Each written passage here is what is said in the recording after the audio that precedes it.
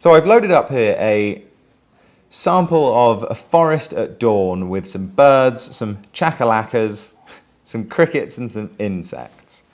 And I thought this might be quite a nice way to demonstrate the joy in sort of transforming a sound from something quite unmelodic or unrhythmic, sort of quite atmospheric, into a drum sound or a bass sound or a keys sound. And there can be a lot of fun to be had in using, say, one piece of source material to create everything in your track. So we might as well give it a little go. And in that sense, I think we should start probably with a kick drum. I'm just going to take the whole piece of audio and just going to shove it into a sampler. And I'm going to zoom in here and create a 4/4 pattern. And we'll pop that on C3. And if we loop what we've got now, it doesn't sound particularly kick-like. So the first thing we're going to want to do is find a spot in here where there feels as though there's enough power in the sample. Perhaps this bit. This is.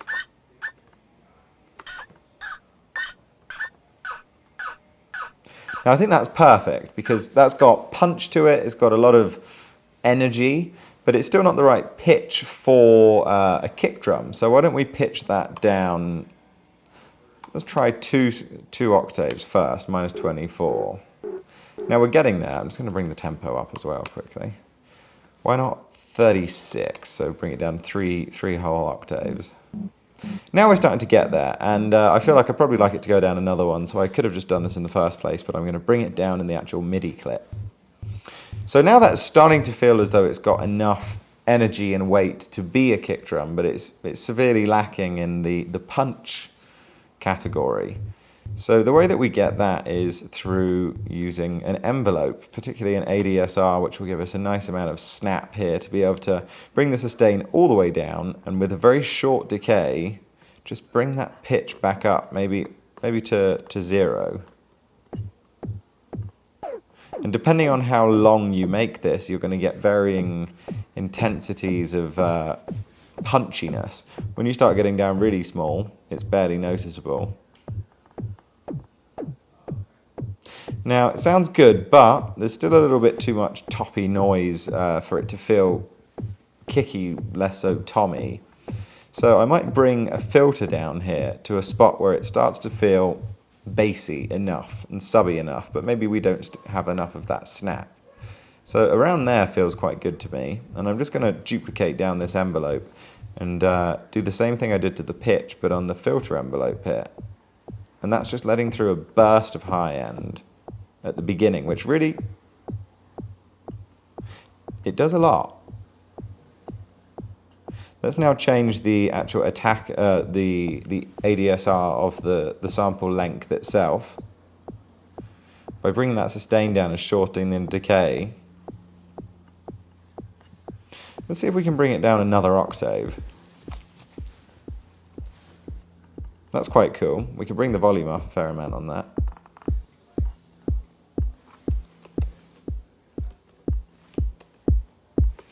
Probably a good idea to make this kick mono. There we go. And I'm just going to, because I love to work in audio, I'm just going to straight away bounce this to audio. And straight away we've got our kick drum that we can now start to work with. And I can see that this kick is probably a little bit too long for my liking. So I'm going to cut there and just bring it back a tiny bit and fade that in. So let's see what that sounds like.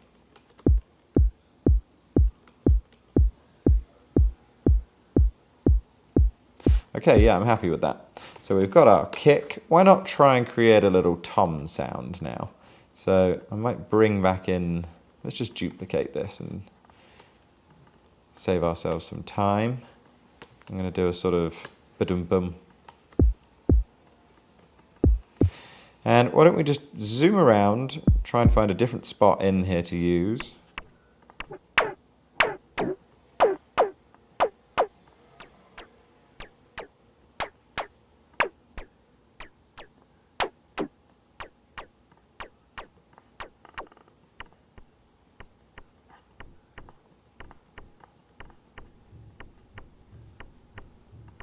Oh, that's quite cool.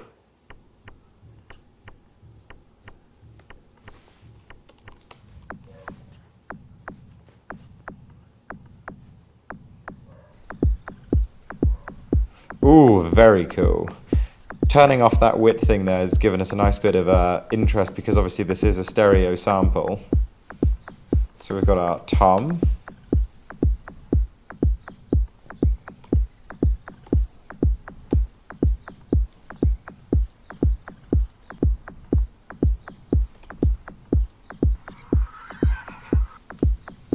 Really cool. Okay, so let's try and do a hat sound now.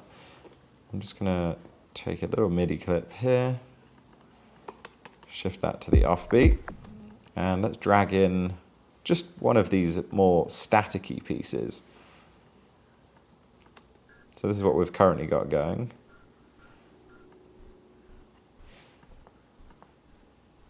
In order to make that more hat-like, I'm going to roll off most of the low end, or in fact I might just do a band pass. Bring the volume up.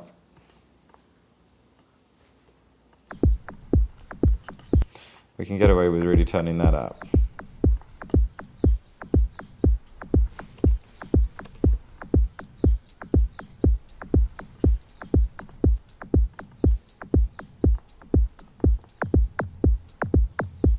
That's quite cool, bringing the resonance up on that tom.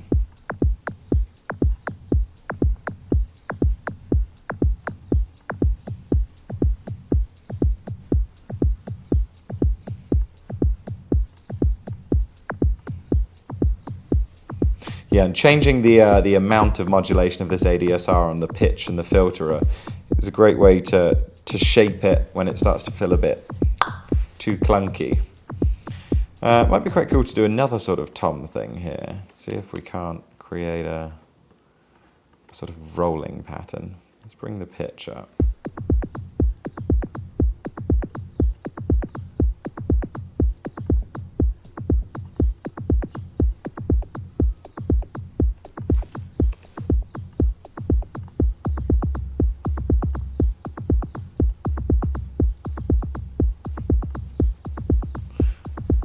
Oh, that's quite cool.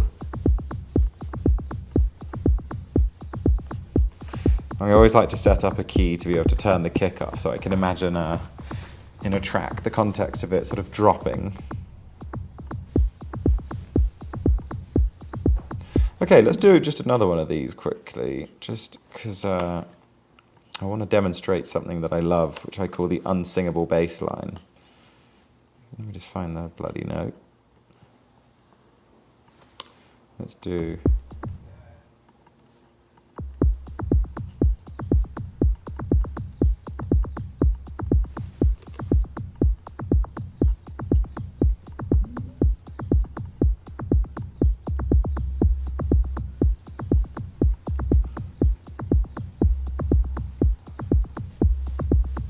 Ooh, that's cool. So you can make a lot of sort of two bassy bass pieces that together probably are a bit excessive. But if we now take these clips, and I'm just going to duplicate them across so I can save them. As soon as we bounce them, we have the ability to then have a lot more in-depth control of that. So I'm going to call these subs, and I'm going to go in to just have a look at what we've got here. So we don't really ever want to have 2 or 3 playing at the same time. So what I like to do is I just cut off in the sections where a new part happens. So in this one as well, I might remove the end of that because I'm favoring whatever's newest. So let's keep that, and then keep that. Let's see what this sounds.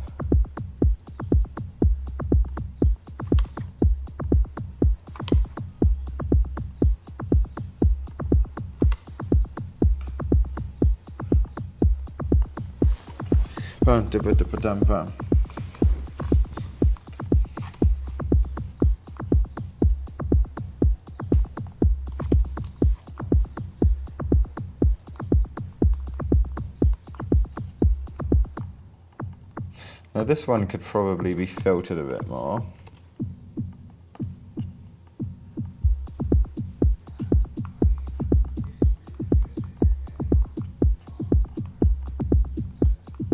Could be cool to try a convolution reverb on this.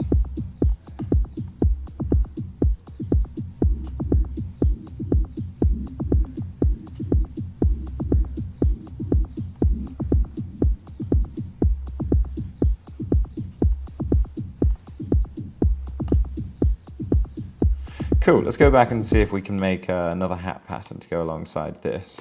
So I'm going to do a 16th note one now.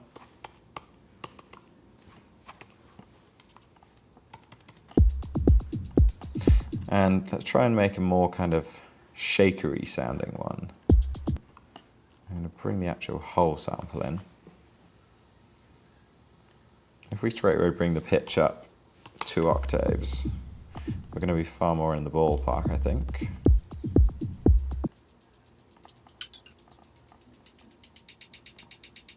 And what's quite cool is using a random set to set up and reset new patterns on notes and hold.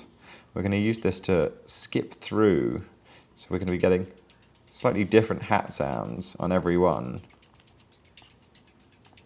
Now I want to roll off most of that bottom, and let's also do some sort of funky, we'll do every 2.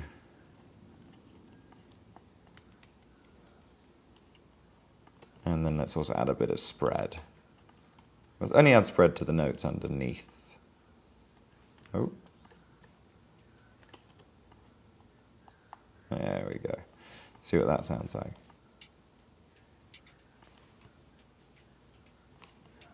And let's swap that note with that note.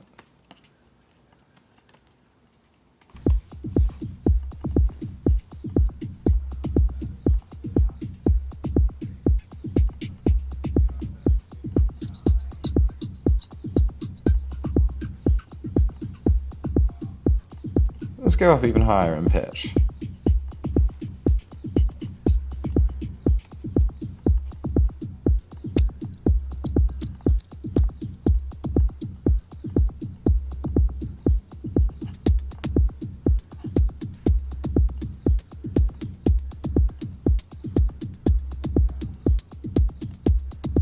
Okay, I'm going to do a little bounce of that. Let's put this out here.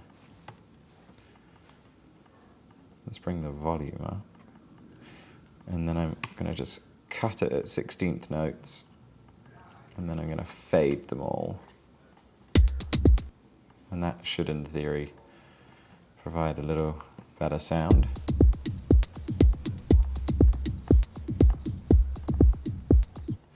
I'm not super happy with this sound. I'd like that to be a bit more hat soundy.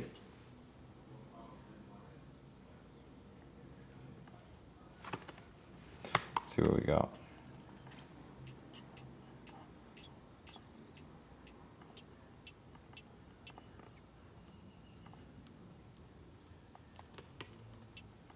Let's do textures mode so we can freeze it.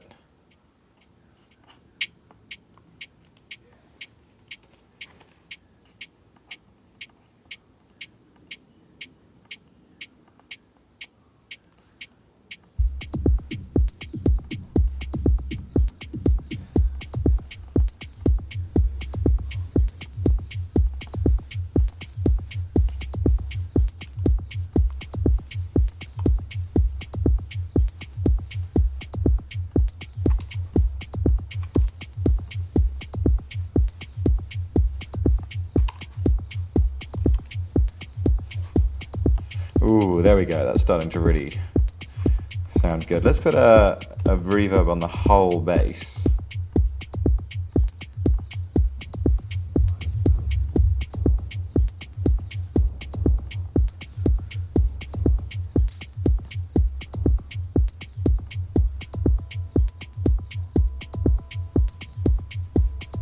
Ooh, that's quite cool. Straight away, I'm going to create something on here as a sort of live setup knob. So I'm going to take a macro, and let's bring this down to here, and let's see at what point it starts to sound at its best. I'm going to have it go up there. I'll take another macro.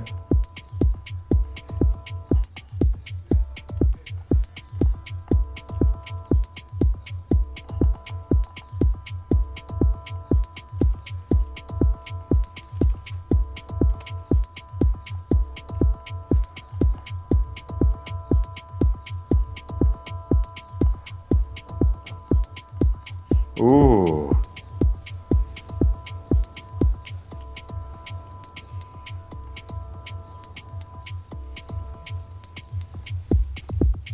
Nice, so we've got those two knobs there.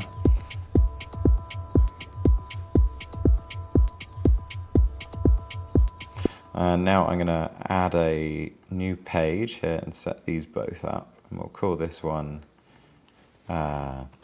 music, and we'll call this one wetness. Cool, so that's a lovely little setup we've got going there. Another great tool at our disposal when creating melodic sounds out of things that aren't necessarily melodic is if we were to load this on, and we'll try and create a little chord here. If I try and create harmonic sounding things like a chord progression with this, it's not really going to sound very melodic, and that's because, of course, there isn't really any music, there isn't really any notes, any harmonic aspect to the audio. But we can bring that out by using any of these filters, but particularly if we use this band pass. If we double click on this frequency, the cutoff, it will jump back to 262, which was middle C. And if we set the key track to 100%, now, as we start to increase the resonance, you'll see that we can actually create, let's bring these up in pitch. You'll see that you can actually create chords with non-harmonic things, but they will also have the texture of whatever sound it is behind them. So this bit will probably have that funny bird, which is quite cool. And if we now detect root key as well,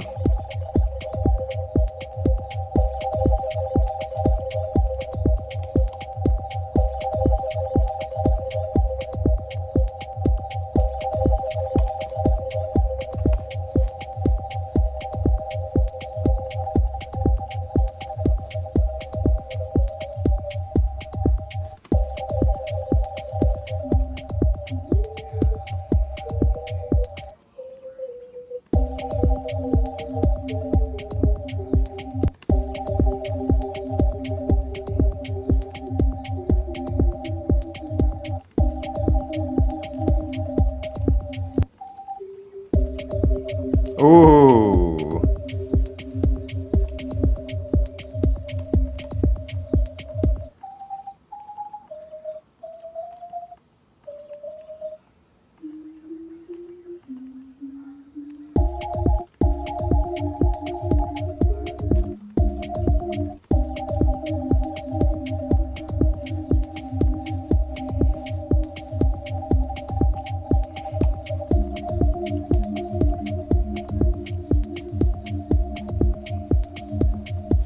Let's do some kind of weird panning shit with those voices.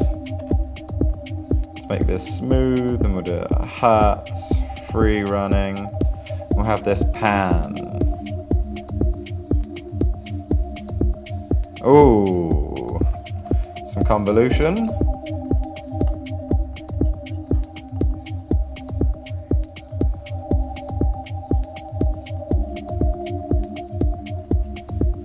Ooh. Try and make a sort of knock sound. That would be good. So we'll do.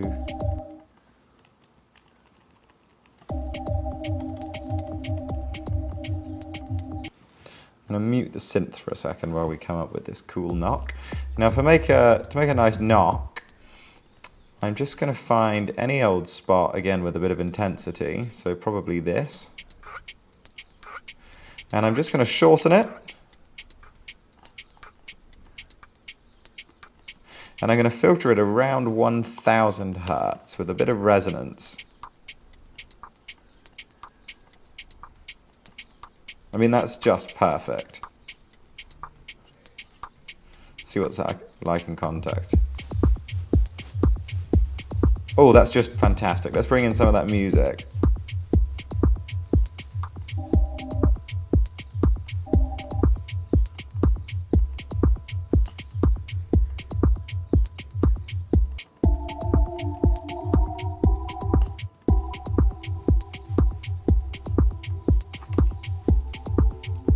Ooh.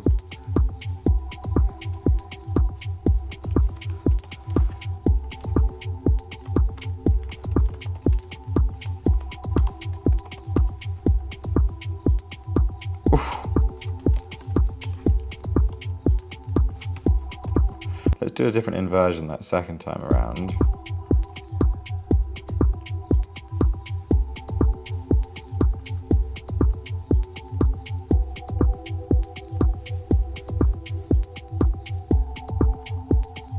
Maybe a delay as well could be quite good, but a longish one.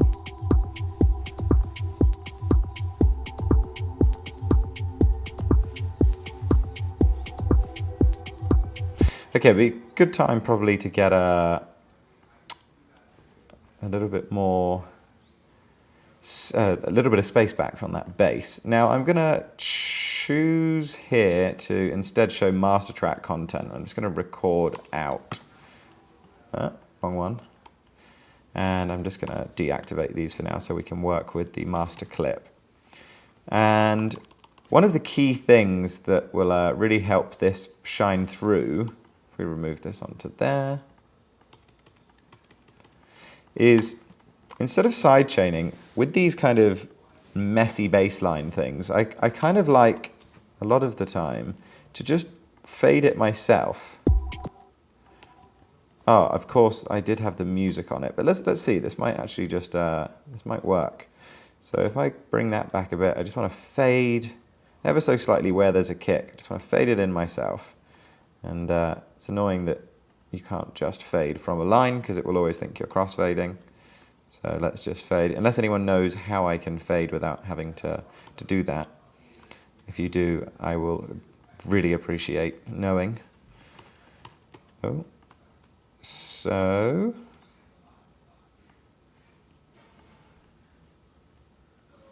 almost there.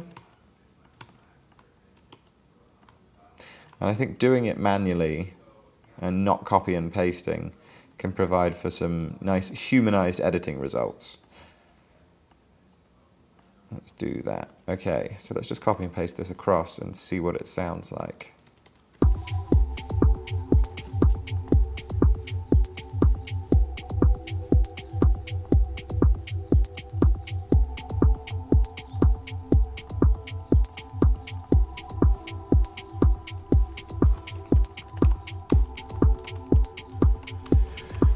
Ooh, that's real nice.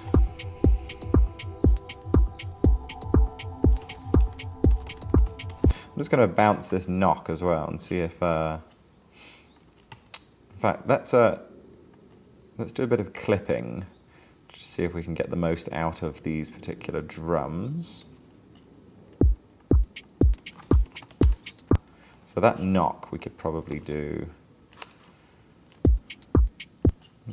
I like to just bring a tool and do 10 up and then 10 down, because changing it here seems to fuck with it.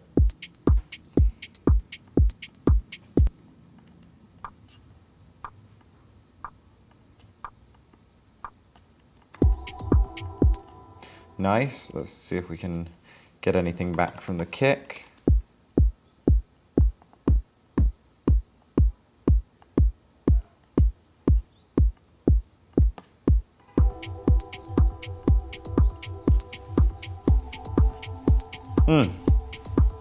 Now these hats, we can definitely get a decent bit of...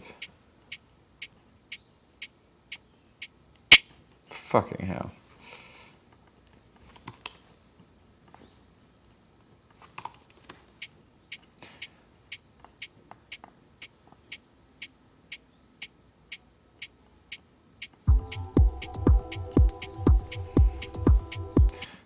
Oh, yeah, this is going to be great.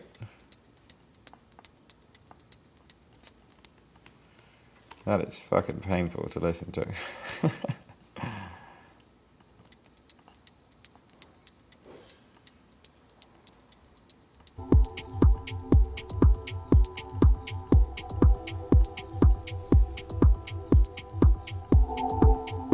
Let's try and make a nice bass out of this as well. I'm just going to duplicate that and find a different spot.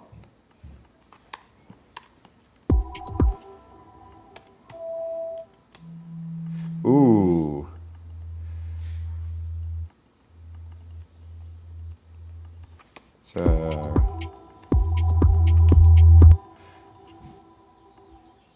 probably a good idea to just freeze this in place. So with this bass, it'd be quite nice to do a sort of rhythmic pattern. So I'm going to take a note repeats, and with this Euclidean, let's mute some of these musical bits for a sec. Oh, I quite like that. That's weird.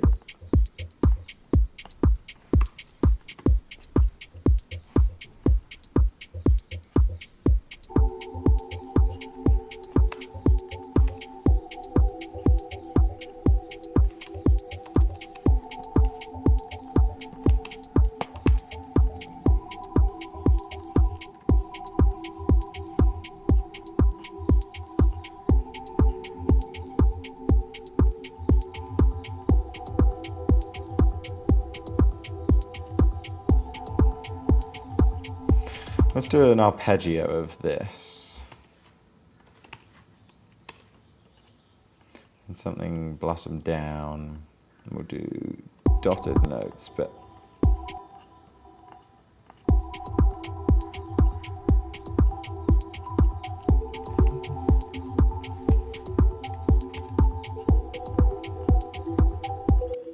oh, that's fantastic. Be cool to do with this one of those random start position things.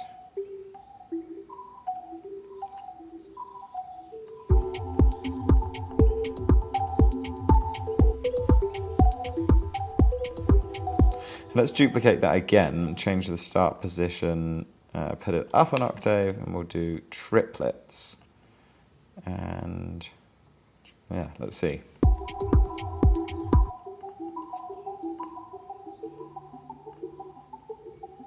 We'll change the rooms on these.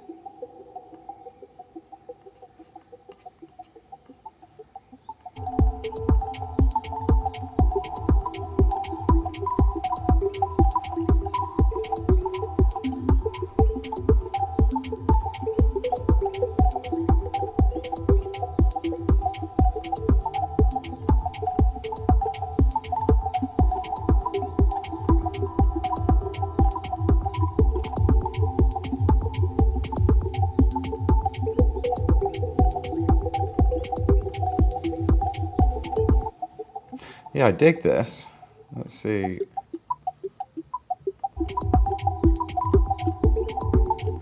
And if we duplicate those and then bounce them, we can do a similar thing than we did up here, where we can just cut it out so that they don't happen at the same time ever.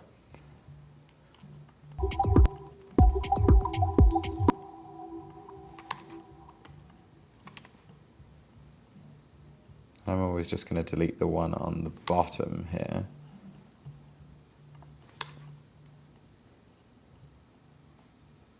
Let's get rid of that one.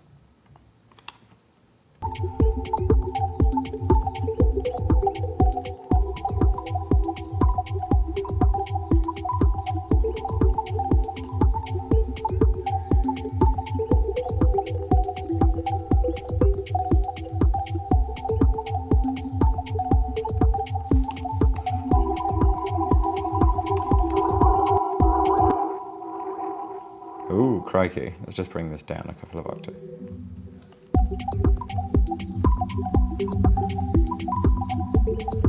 And I'm just going to use, very simply, an audio sidechain here. I'm going to take the kick signal, and I'm going to use that to bring down the output.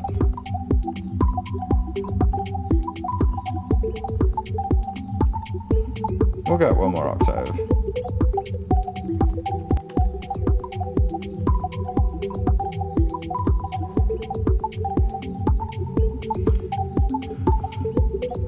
I'm just going to do one other thing, which is I'm going to load up Ableton quickly.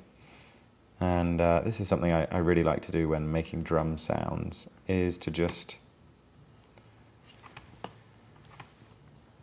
pick an audio output device. Okay.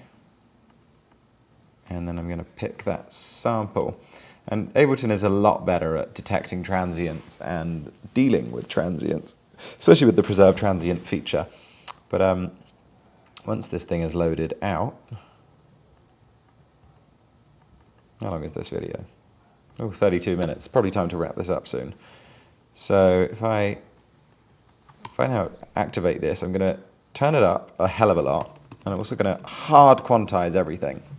Then I'm going to bring this transient mode down to really small, and we're going to see what we've got here. It could be quite loud. Okay, perfect. So I'm now going to double time. First I'm just going to consolidate it. And now again, I'm just going to bring the volume up, and once it's loaded, I'm going to hard quantize everything just to make sure that everything is tightened to a 16th note.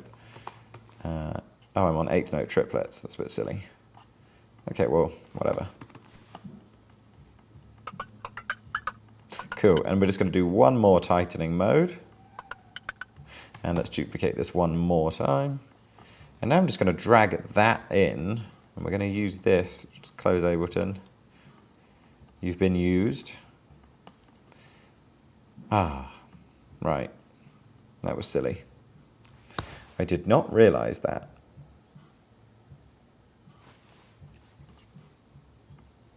Let's do it again.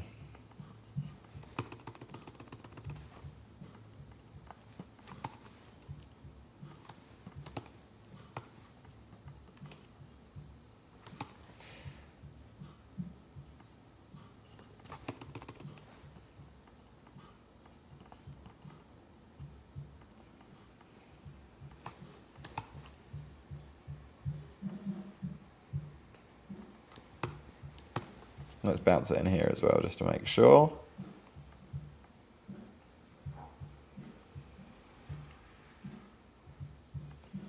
Cool. So let's bring this in. I might just start it, say, here, and we'll play it over. And let's double time it. Maybe triple time.